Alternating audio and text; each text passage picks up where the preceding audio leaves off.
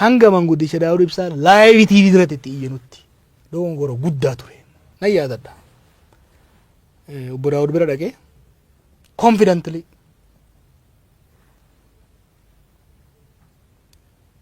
Abiyyi fi Lammaan ejjennoo ani qabuu fi ati qabdurra addan qabanii waa'ee nagaa Oromiyaa irratti jedhee yeroon itti mormuun yaadadha. Abdii Raggaasaa nan beeka kanaaf na aarsa bira. Kijibdi beeyta ina fuufti warri amma odeessituuni. Gaafa waraana san galchuudhaaf nagaa buusuudhaaf deemnu warra gaafsan akkamitti nageenyi bu'a. Boorana gaafa dhabne miliyoonaan kafalanii waraanni akka hin galle qondaalonni mootummaa har'a abaa warratti quba qaban kun Abdii Raggaasaa garuu hamma xoollay deeme kaambii laalee durarraa koree keessas waan ture. Koree eeganu seenne boodas gaaf tokko yoo rakkoon uumamee san qalle haa deemnu rakkoo kana furuu qabna gaafa nan jedhuun nyaata qophaa'ee bahe afaan kaachuu dhiiseen wajjin deeme. Akkatti inni waraana galee miidhaa fi dhiibbaa irratti godhameen dallane sanatti qabbaneessan yaadadha mooraa san qalee keessatti. Abdii Raggaasaa nama taphaatii miti.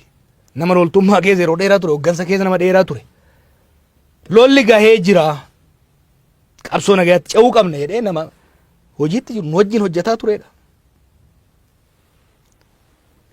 Kan nama biraan beeku Abdii Raggaasaa waan isaan jedhan kana keessa hin seenuun nan mallatteessa kana. Maaliif wal beeyna waliin hojjechaa turre soba kun wanni akkasitti isaan oofan. Abdii Raggaasaa saniif miti kan hidhan sitti hima. Imaammata Oromoo qoqqoodanii laaffisanii filannoo kana ittiin hatan kan barbaadaa jiran. Naannoo namatti buusuu barbaadan, walitti buusuu barbaadan, bitachuu barbaadan, doorsisuu barbaadan. Abdiin bitamuu dide doorsifamuu dide. Kanaaf fuudhanii itti maxxansanii deeman malee waan Abdii Raggaasaa wal qabatu miti. Si iccitiin jiru biyya kana maaliif akkana godhatan? Waraana isaanii wal lolaa jiru kana kan hoogganaa jiru Marroo Dirribaati. Waan iccitii maa godhan? Miidiyaan interview kennaa jira. Kun dhugaasaa bakakkooti. Mootummaan akka kalees jedhe torban lamaanitti dhukkee irraa kaaseetiin harka kennisiisa jedhee yoo sun dalaguufi dide nuun dalayne jechaa jira miti poolis komishinerichi Wallaggaa Afran keessatti Gujii keessatti misooma hojjetaa hin jirru dadhabne jechaa jira. Eega akkas taate miskiin Abdii Raggaasaa qabsoo nagaatti jiru maaliif dararan? Dhaqanii Marroo Dirribaatii fi dhugaasaa bakakkoo wajjin kallattiidha yoo qaama sadaffaatiin haasaa keessa galuudha. Sanii miti ka barbaadan. Isaan ka barbaadan sanii miti. Isaan rakkoon isaanii rakkoo waraana saniiti miti. Waraanni sun akka galus waan barbaadan natti fakkaatu.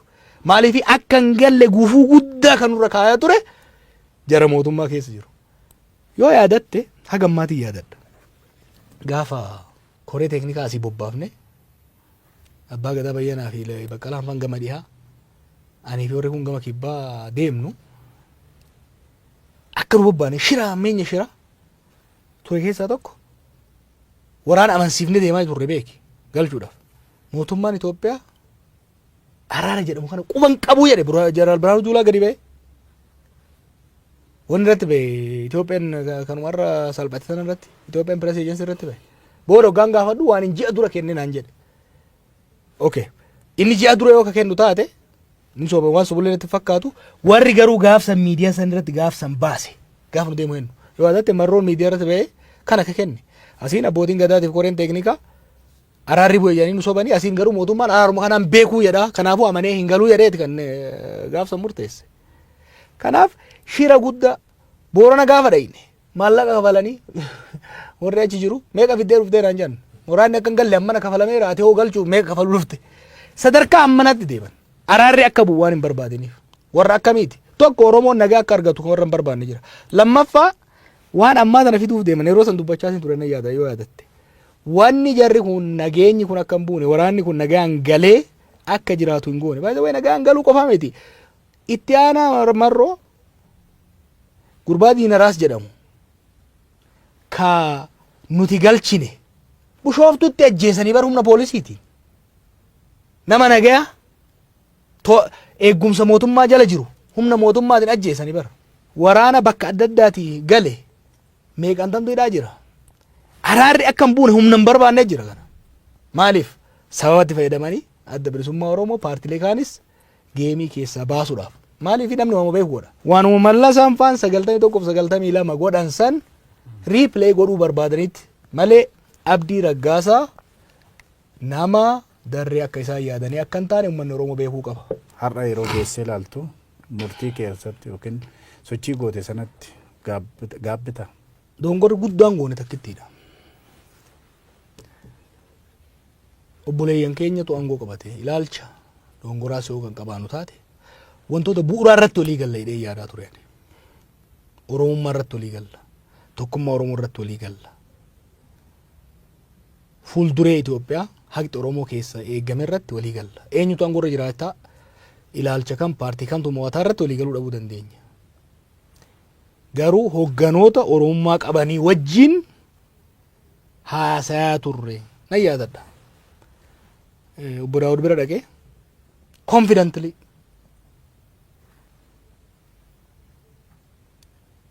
Abiyyi fi Lammaan ejjennoo ani qabuu fi ati qabdu irraa addan qabanii waa'ee nagaa Oromiyaa irratti jedhee yeroon itti mormuun yaadadha. Dongorri guddaan